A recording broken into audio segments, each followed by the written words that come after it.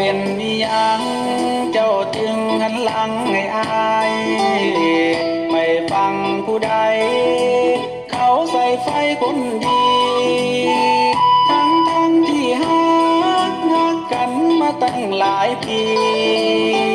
สัญญาคนดีว่าสิบ่หนีจากกันเจ้าเครียดยัง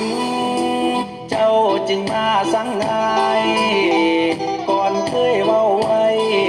อยู่ใสสิอยู่ด้วยกันไปใส่มาใส่สิทวงแค่ไหนทุกวันมีเธอมีฉันรักกันบ่มีเสื่อมคลายพ่อมาบัดนี้คนดีเจ้ามานี้จากอ้ายอยากถามขอข้องใจอ้ายผิดยังเจ้าจึงหันหลังจากไป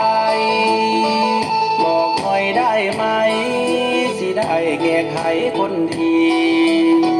เจ้าเครียดยังเจ้าสั่งยังเจ้าเป็นยังเจ้าจึงหันหลังที่จากเป็นเพราะความยากจนใช่ไหมคนดีเจ้าจึงหันหลังไปสวีมีสัญญาก่อนนี้มันคงบ่มีความหมาย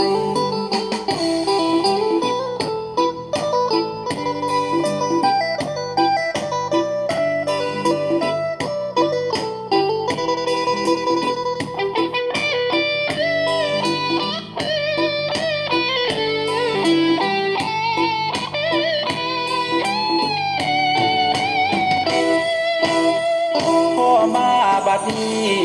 คนดีเจ้ามานี้จากอ้าย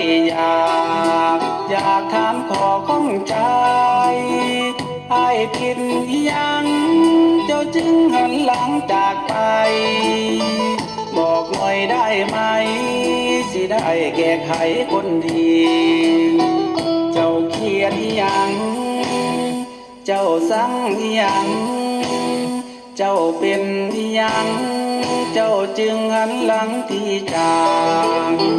เป็นเพราะความยากจนใช่ไหมคนดีเจ้าจึงหันหลังไปสวีมีสัญญาก่อนนี้มันคงบ่มีความหมาย